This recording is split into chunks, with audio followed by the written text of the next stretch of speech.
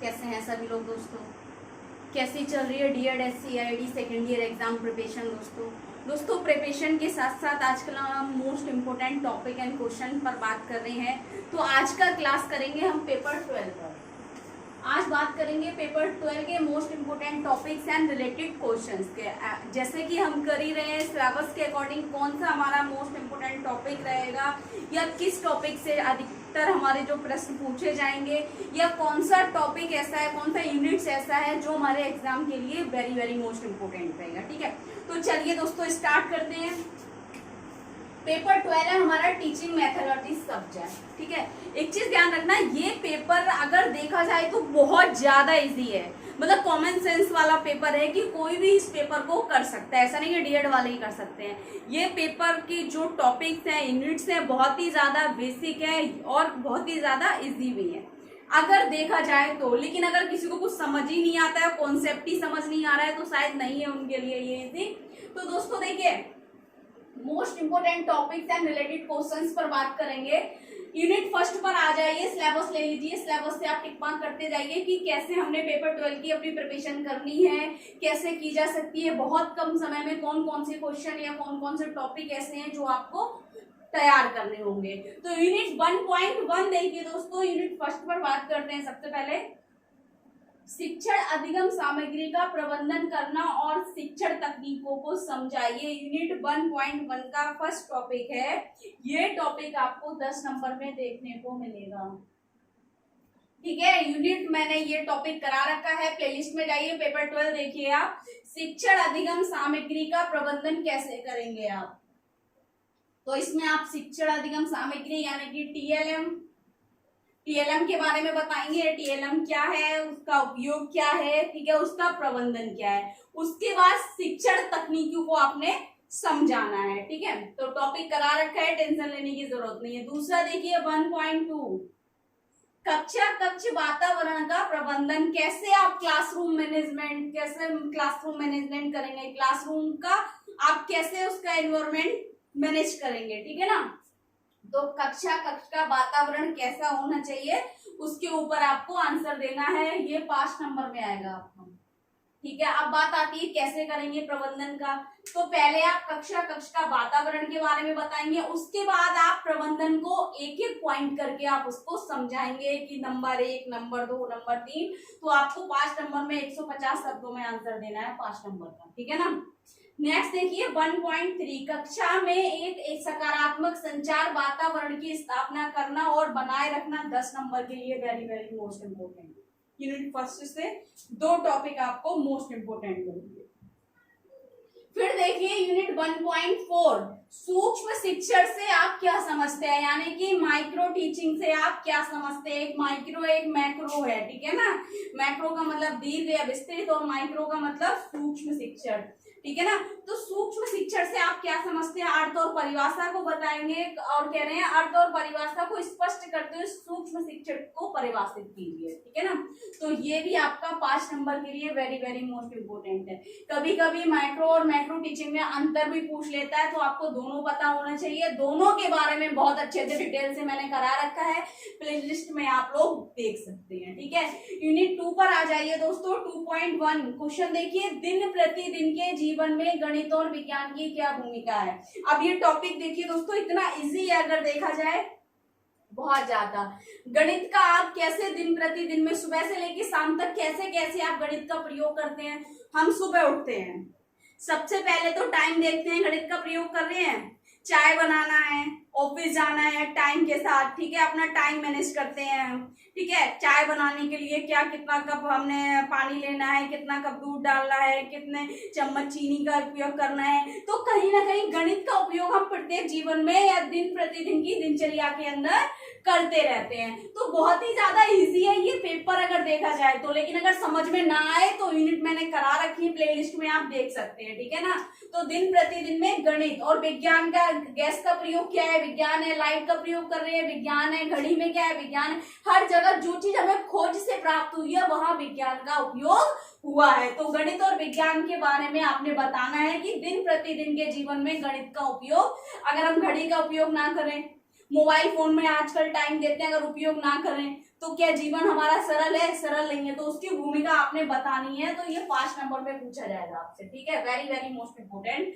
दूसरा देखिए 2.2 गणित विज्ञान शिक्षण का उद्देश्य क्या है, यानी कि गणित और विज्ञान को पढ़ाने के क्या उद्देश्य है, इसके बारे में आपने बताना है। 5 नंबर में क्वेश्चन पूछा जाएगा। यूनिट 3 पर आ जाइए। 3.1 दिन प्रतिदिन में सामाजिक विज्ञान यानी कि सोशल साइंस की भूमिका बतानी है आपने। क्या रोल है सोशल साइंस का डे टू डे लिविंग में? तो दोस्तों सोशल साइंस अगर हम देखें, सामाजिक विज्ञान एक टाइम मैनेज करते हैं सुबह उठकर, ठीक है ना, विशिष्ट करते हैं मॉर्निंग, ठीक है।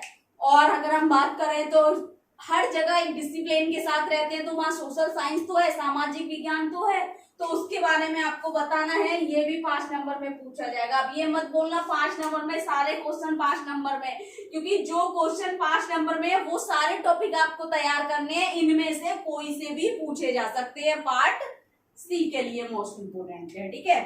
3 और 2 देखिए। यूनिट 3.2 सामाजिक विज्ञान शिक्षण के क्या उद्देश्य है, यानी कि सोशल साइंस टीचिंग के क्या एम्स है, उसको बताना है, तो ये भी 5 नंबर में ही पूछा जाएगा। 3.3 सामाजिक विज्ञान शिक्षण की तकनीकें क्या हैं, वेरी वेरी मोस्ट इंपोर्टेंट, ठीक है ना।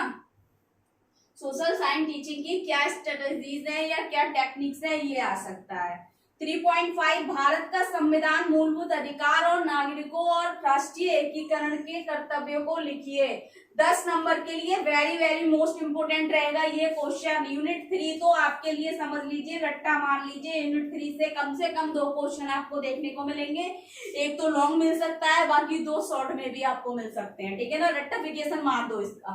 4 देखिए, यूनिट 4.1 दिन प्रतिदिन में अंग्रेजी की क्या भूमिका है। अंग्रेजी की क्या भूमिका है दिन प्रतिदिन में, आपको बताना होगा अंग्रेजी कितनी उपयोगी है हमारे लिए, ठीक है ना।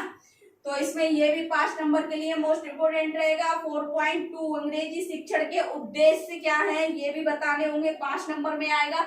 कभी कभी ये जो मैं बता रही हूँ आपको, कुछ ये 5 नंबर के क्वेश्चन है 2 नंबर में भी पूछ लेता है, जैसे कि अंग्रेजी शिक्षण के कोई 2 उद्देश्य बताइए, ठीक है ना, या अंग्रेजी शिक्षण की कोई 2 तकनीकें लिखिए, तो 2 नंबर में या अंग्रेजी शिक्षण को परिभाषित कीजिए, इस तरीके से आपको पूछ सकता है, ठीक है ना।